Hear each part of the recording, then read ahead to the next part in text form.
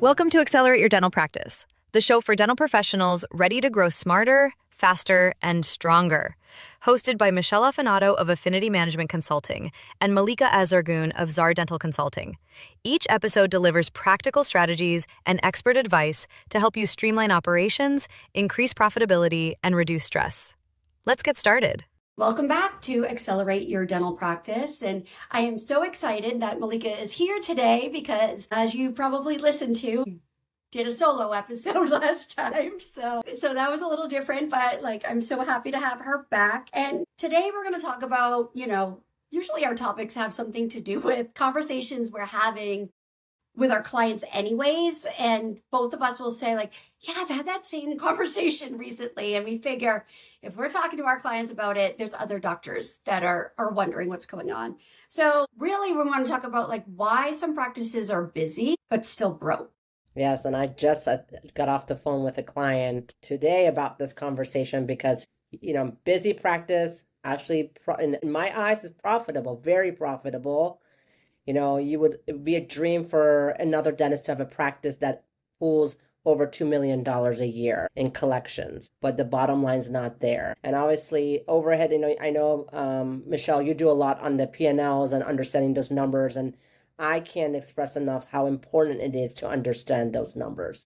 It's great. Money comes in, money goes out, but where is it going? And what department is it in? And how much are you spending on each department? So awareness is key. And that's what I was telling him. Are you aware if I ask you, how much is your marketing percentage for the last year? No idea. How much are you spending on supplies on a monthly, quarterly basis? No clue. And there's ways to save in all of those departments. And I think on an annual basis, you should be able to go through and comb through all of those departments and see how can you decrease some of this overhead so your practice could be profitable. And unfortunately, I get it. There's so many vendors, so many things, moving parts. And sometimes, obviously, we allow our office manager to run that department, which is great. And I know there's a lot of capable office managers that can do that. But you should also be in tune, because I hate to have the conversation where the cash flow is tight. I don't know if I can make payroll. I haven't taken money for myself, or I haven't given myself a bonus. I've just taken, it breaks my heart, honestly. Yeah. I see them work so hard, and I'm sure, Michelle, you have this going on too, but it's how can we get our clients or any dentist to get to the point of understanding these numbers? Because the minute you understand the numbers, I bet you your profit is going to change. Yes, for sure. While you were saying that, Malika, I've had some conversations with clients about when I ask about their numbers, they'll say I don't know, when was the last time I talked to my CPA? And it's they rely very heavily on it. And of course you should, right? That person is handling, but how often are you speaking with them, right? Is it just around tax time when they tell you okay, here's how the practice did last year? Or do you actually do annual planning with them? Do you talk to them monthly or at the very least quarterly about the trends and stuff? So I think that's really important. And the other thing, because to be honest, right, dentists don't have a business background, right? They don't. They go to school to be great clinicians, and usually their undergrad is something in the sciences because that's where they're heading. So all of this business stuff and leading a team and knowing the numbers and everything is foreign to them. So they rely on, well, hey, I was able to pay all the bills this month. That's great. So I must need $100,000 to pay the bills for this month. But if you look at everything in general and plan it out, you can actually understand why. And like you said, Malika, there's ways to save there. How many offices do you talk to that don't give their team a budget for supplies? So many. And guess what? You notice, Michelle, how much expired stuff are in those closets. Breaks my heart. Because why? This assistant's just ordering the same thing every month, not thinking there's some in the closet that we haven't used, or we had a slow month and we didn't use. And it's the minute a change in staff happens and a smart, capable assistant comes in or manager comes in, they're like, what are you doing? I had an office throw away so much expired stuff. It was thousands and thousands of dollars because, to your point, there was no budget for it. They were just ordering, give me a credit card. I'll buy all the things. I'll take that's the other thing. give me a credit card, right? If you have employee has a credit card, like, are you actually tracking their expenses? Yes. Like, what are they putting on that company card? Because I saw one office in which the front office employee had a credit card and she was purchasing stuff on Amazon and it was sliding under the radar because it was right in the price range that the doctor had given her. And like, they would buy Amazon gift card for like raffles and things they did in the office. And so the doctor never thought twice about it. But what she was doing is like buying Amazon gift cards and sending them to her own house instead of to the practice, because the doctor wasn't looking at the Amazon account. Wow. They were just looking at the credit card bill. Wow. So, I always say, I used to be an office manager, so like I have appreciation and I try to look at things from the employee's standpoint and the practice standpoint. But if the doctor takes their finger off the pulse for 1 second, and you don't have control of what the team is spending, it's going to spiral real fast. Absolutely. And sadly, not every team member's honest and loyal. And I always say stealing, even if it's a toothbrush or a toothpaste, is stealing and it's addicting. It's an addiction. Someone that does this keeps doing it over and over again. And a lot of times they start with something small to see if they can get away with it, and they just keep doing it and doing it and doing it. So sometimes the leakage in your overhead where it doesn't, the profit's not there, sometimes sadly is embezzlement, which could be his own conversation on our own podcast on session on that, So I won't get into it too much, but I feel that as you said, you have to have a pulse on everything. Be curious. Why did we order $2,000 of supplies this month? Because last month we only did X in collection. But if you don't have a budget, you can't hold a team member accountable. They don't know any better. They're just ordering, and sometimes they're also spread so thin, they're just add to cart because they just have to order and keep going. Yeah. They don't have structure for it because you didn't give them a budget, so they don't have to worry about the fact that they only have $1,100 to order, because then what would that do? They would go back to the supply closet and do an audit because they only had $1,100 and they made their list maybe has $1,800 worth of items. So when they go back and audit and be like, oh, we already have some of that. Oops, I didn't order any more cotton rolls or gloves or whatever it may be. Right. It's really being aware and in tune with your practice. And you and I know being a clinician is hard. Like, you're so exhausted. Sometimes by 6 p.m., you're just like, I had a client said the other day, I'm like a mashed potato at 6 p.m.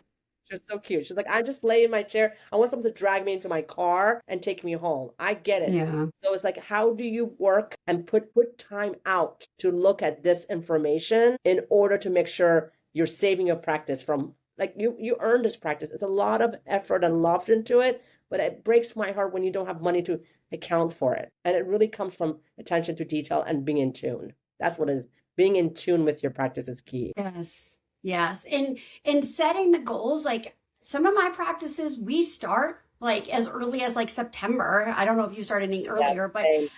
I tend to look at the practice like, okay, let's look at like September, make some plans for next year, set some goals. How have we done, run a 12-month thing from the previous year and set the goals there, and then meet again about it at the midway point, right around July 1st, and be like, okay, this is the goals that we put in place, right? Are we ahead?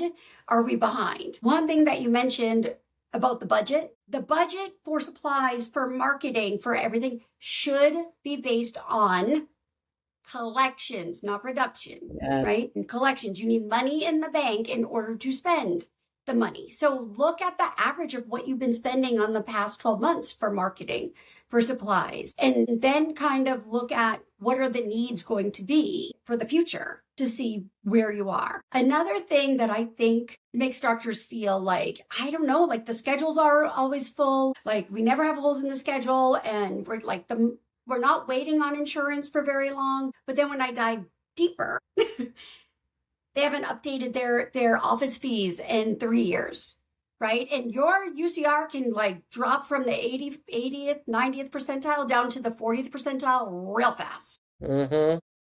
Real fast. And I actually last year started working with a consulting client. I was actually just like mentoring somebody who was becoming a new office manager. And one of the things we looked at is the doctor just kept saying, like, I don't understand why I haven't been profitable. Well, the previous office manager had created a fee schedule that said like office fees 20, but never changed or increased the fees in 24 or 25.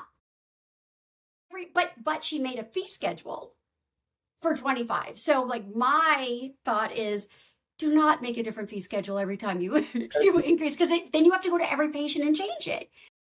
If you feel like you need to see that fee schedule, what it was, save a copy of it, like download a copy of it before you update your fees. And then when you update your fees, then it updates everyone. So this whole time, this doctor was thinking that he had increased the fees in 24 and 25 and that he was in line with where he should be, when in reality, he was still charging 2023 prices at the end of 2025. Yeah, and I'll just say this I'm looking at it from a different angle when you're talking about fee schedules. If you're trying to negotiate your fees, and some of you do it in-house, which is amazing, when an insurance carrier is looking to increase your fees or consider increasing your fees, they run a claims report for your practice for the last 90 to 120 days. Yeah. And if your fees are at the 40, 50, even 60 percentile sometimes, you're not eligible, or they're only giving you 1%, and you tell me, why is it 1%, Malika? Well, your crown's been at the 40th percentile for X amount of years and you haven't changed it. And especially if you're insurance based, usually 10 to 15% of your patients are out of network or don't have insurance. So for that reason, increase your fees, aim high for it, so that way your opportunity for negotiation is, it's better. Because I speak to reps all the time and they tell me, they're like, well, Malika, you want me to increase this fee, but are you worried that your client's office fee were not far from the insurance fee schedule, or some of the codes are lower? Yes. Which causes a whole credit and aging, another issue on its own. I can't even get into that one either. But it's important. That is definitely something. I see so many doctors be like, oh, I look at what Delta pays and then I set my fees to be that. And like, my heart is like, you do understand that like, there are certain carriers that pay really low. And if you're basing your fees on that, you're missing opportunities with other carriers. So yes, like even if the insurance company is only reimbursing you in the 40th percentile, still keep increasing your fees. Because if at some point in Delta, like every once in a while, we'll send out a random like, yay, we increased your fees by 5 cents, but you'll never get that, right? You'll never get it if you don't keep increasing your fees. And then it gives you opportunities to analyze the insurance reimbursement to make decisions on which ones you want to stay in network with and which ones you want to move out of network with. Huge. And obviously, the sensitive one that I always talk about is living within your means. Yes. Spending more than what is coming into the practice. Remembering that when you open your practice and that sign went up, you're responsible for the team you have also on board. So if you are having financial issues with your overhead and your end of the month payroll or whatever it may be, kind of first looking within. Is my salary and the bonuses I am taking or the card that I put on the practice within the means of what my practice is giving out financially? Am I aligned? Because let me tell you, your team notices and knows. They tell me sometimes, like, Doc is driving that Maserati, but we haven't got a bonus in 6 months. So, this is a very hard conversation, but is one that I ask the listeners to think about. I mean, thankfully, there's not that many, but there is a percentage of doctors that they think it's okay to put everything on the practice, which is it's like taking someone and putting so much weight that is more than what they weigh themselves. And you're carrying that too, because it's not a good feeling. Like owing so much more than what your practice is giving out, it's not fun.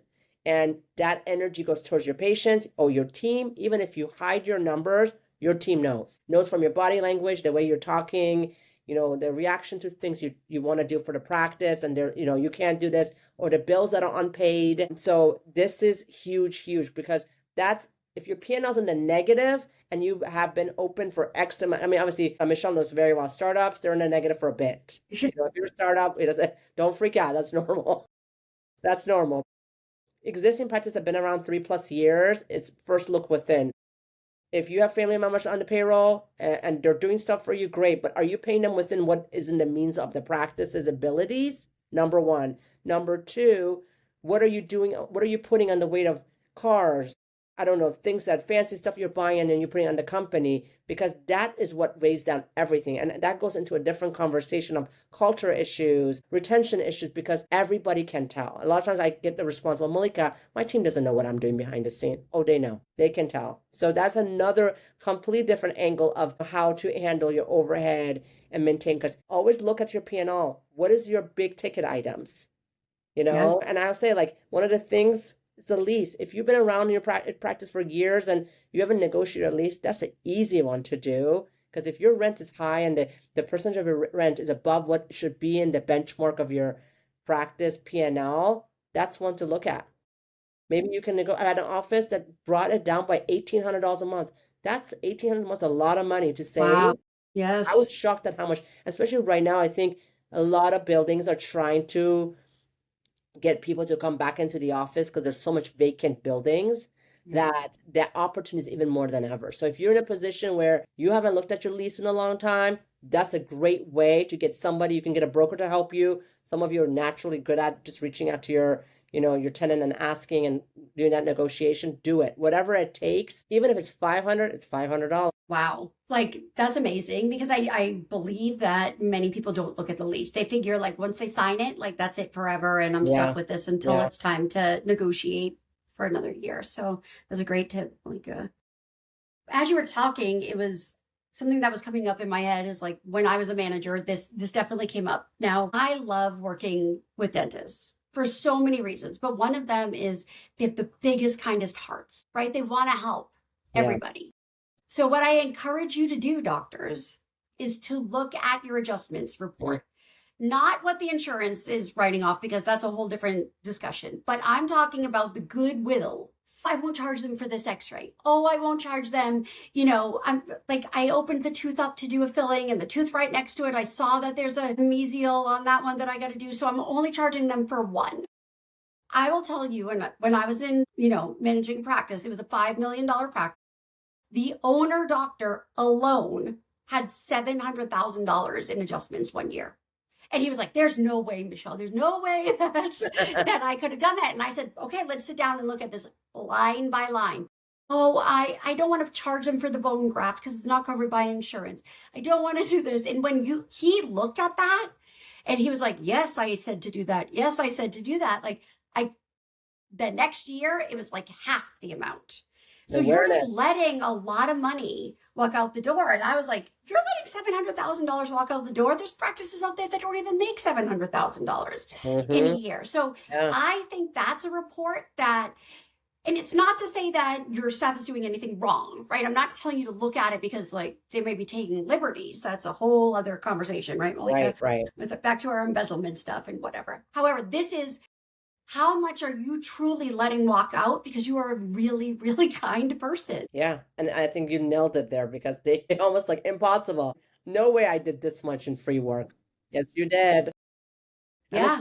Take a look at it. Every dentist is just so gracious and so kind to give back. But one thing I do remind all of them is that I work with, anything free is not appreciated. Very true. And I say, like, if you're going to do charity, have a day for it. Make it almost a team building. If you want to give back to the community, do it. Obviously, friends and family, your neighbor that you're like, someone in your church that you absolutely adore and you want to do something for them, yes. But to have someone in your chair that you're doing something, like you said, like a good example, like I just did the extraction, but I don't want to touch with a bone graft. They're never going to understand the value of that.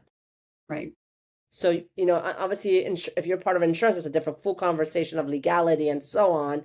But if you're dealing with a patient that's a cash patient, they at least need to know what the cost of that service was and give it as a discount. Don't write it all off, because the appreciation's gone and they expect it every single time they come into your office. Yes. That's the problem. Yes.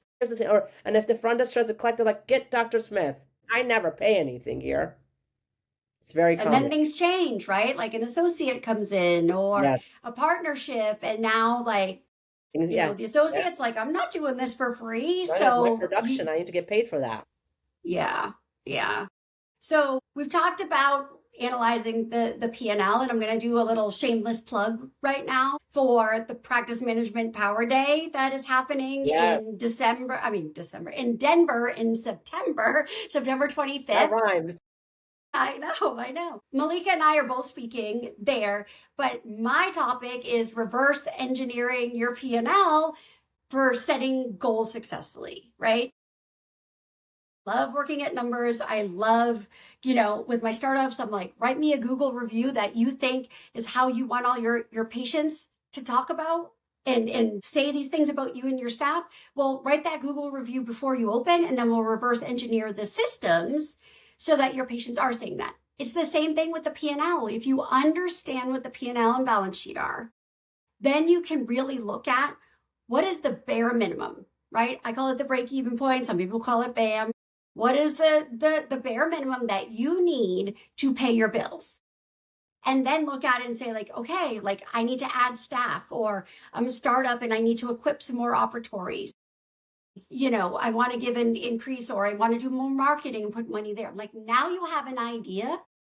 And what I typically tell people is we build all of that into on top of what is your current break-even point. And then we look at what your new monthly, daily goal is, weekly goal is.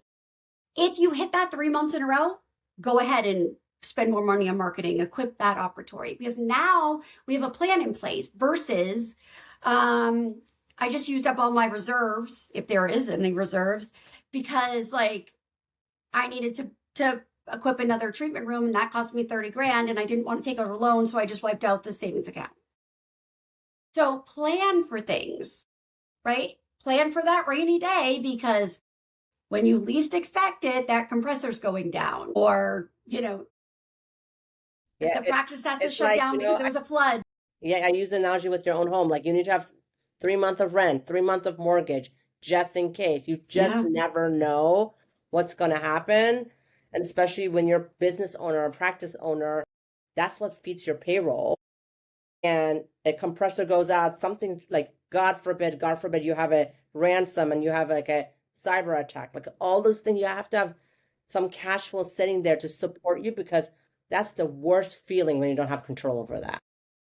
And I think it's important to be transparent with your team about that too, because especially your front office team, like if they don't know the real reason where these numbers come from, right? And they're just given a goal and be like, we need to collect $100,000 a month, right? In their mind, they're like, wow, this doctor is pocketing all of this money. But they don't realize that it costs you $85,000 to keep the lights on, to pay the utilities, to pay the payroll, to make sure we're marketing, to make sure we're paying for our phone system, our software, like we have supplies, just the basics to run a business. They need to understand that. So now if you're saying the bare minimum is 100,000, I want to be collecting 150 to 200,000. Now they understand, okay, and explain about the rainy day account and that, look what happens. The analogy you use, Malika, to like relate it to at home. You want 3 months of mortgage, you want 3 months of rent payment, whatever you have. If you relate it to them that way, now they understand, right? And then I always tell them, like when we set those goals, if we collect less than $150,000, what do you think happens? Where does the money come from? The doctor is taking, or the doctor should be taking, less of a paycheck, because everybody else has to still get paid. Which is also stress, because the doctor, just like the staff, has a mortgage at home or a rent at home or kids' schools or activities and whatever, a car payment.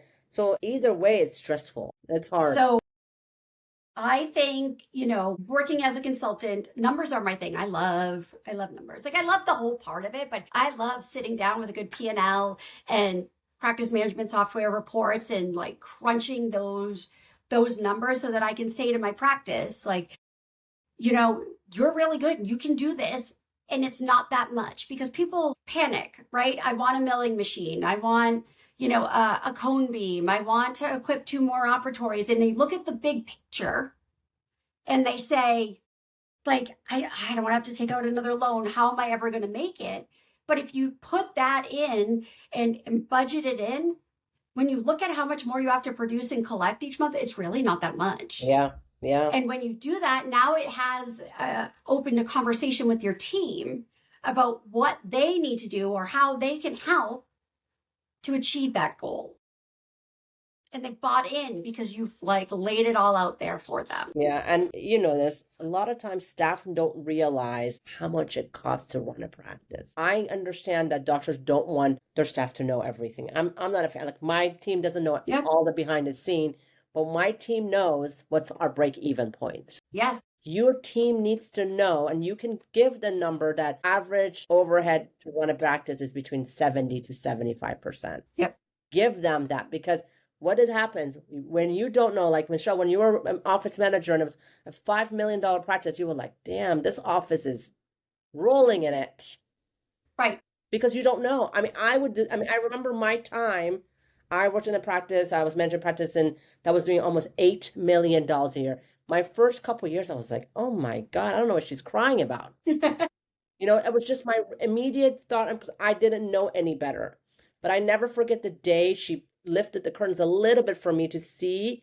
I was like, oh my gosh. I've almost felt bad for her. I'm like, I cannot believe this is so much money. Like, why is the rent so high? Why is this? So I think your team deserves to know what is that, break even point, and understanding of that, hey, it takes us, it costs me about X amount of dollars a month to run the practice, which leaves me this much in the bucket for paying myself and having cash flow for emergencies, like we just discussed, and potentially, if that grows, bonus system for you guys. Yeah. Things, fun we can do, CE courses, so that because they don't, if you don't tell them, they're not gonna tune in, and they're just gonna be like, I don't know why he wants us to do $180,000 a month, and he needs more money, and he's being greedy. Like, I hear this stuff because I'm sure you do too. When we're interacting with these staff, they have no clue. If you're not telling them, you can't blame them. And you are right about, even if you pull the curtain back just a little bit, I agree. I mean, I don't have a staff like you do, but but I know what my break-even point is. But what I think is, and I know a lot of doctors say that, they also, some will say, like, I don't want them to be so focused on numbers, right? I want it to be an experience. And I get that too. Like, if you put the right systems in place, the numbers are there. Yes. Pretty much. Yes. However, I do think it is important to let them know, like you said, that like the average overhead is 70 to 75%. I mean, I've been in dentistry long enough to know it was like reversed when it was like 30% and 70% went in the doctor's pocket, like long time ago. A long time ago. But I think when they understand that, like, and what I usually do is I do an exercise with them and I'll say, how much do you think it costs to run a dental practice? And I'll tell them, now I want you to think, like, if you were at home, right? If you had a mortgage or you're renting an apartment or whatever, right? How much is your rent or mortgage? Then what other expenses do you have? You have utilities, right? You have probably some kind of insurance. But on top of that, like, you might have like your own health insurance, your own, like, all of these things. You got to buy groceries, right? You've got to keep the place maintained. So if like the AC unit blows out in the middle of the summer, like, you got to be able to account for that, right? So I tell them, you will be shocked at what people say. I've gotten, for like established practices, even a startup, it's not this low. Yeah. I don't know, $5,000. I'm like, girl, my house bills are more than $5,000 a month. So I don't know where you're living. Yeah. Yeah. But like they have no concept of it. And I tell them, like, think about it. Like, we have rent to pay. We have to buy supplies like every month, right? We have to pay for the phone system and our practice management software. And we got to pay, for this and this and this and all the payroll. Like, think about how much I pay you. And even though not everybody's paid exactly the same, depending on their position and their skill set. But if you have 15 people, like, multiply your salary by 15. And when you think about this, like, I always tell my startups, the day you open the door, your overhead's $25,000, $30,000. It's true. That's just the way it is. That is just the way it is. True. You don't even walk in there thinking like, whew, I got it easy for a couple months. Nope. Yeah. Because everything adds up really fast. Yeah, that's true. That's and so, true. Yeah, I can totally understand why people are like, my schedule is completely full. I love it. but why do I have no money? Why am I broke? Yeah. So I think Yeah. dive into the numbers. Tell the story. And I think also, Michelle, sometimes not just dentists, owners we're afraid to the numbers. There's a fear, someone's like, it's working. Let's keep our eyes closed. Let's keep going. Yeah. Like la la la, like, but and you're gonna go through months like that. I think the minute you know it and you're in tune with it, the dial changes and you see that growth. It's beautiful. Yeah, it is. And I think that's a perfect way to end this episode with another shameless plug for the Practice Management Power Day. Yes, please join us. It's going to be great. A whole workshop on profit and loss. And Malika is talking about culture, and like Teresa Duncan and Angela Davis Sullivan, like so many great people, Lynn Leggett, Beverly Wilborn, like so many great people. A great opportunity. I'll put the information in the show notes, but that was a great conversation, Malika. And you even gave me a couple of things to be like, oh yeah, like I remember, but like maybe I'm not doing it as much. You and I learn from each other every time. Yeah. Well, until next time, thank you so much for joining us. Thank you. Thank you for listening to Accelerate Your Dental Practice. To learn more about your hosts and explore consulting services tailored to your practice, visit affinitymanagement.co for Michelle Affanato and zardentalconsulting.com for Malika Azargoon. Be sure to follow, rate, and share the podcast. And join us next time for more tools, tips, and strategies to help you accelerate your dental practice.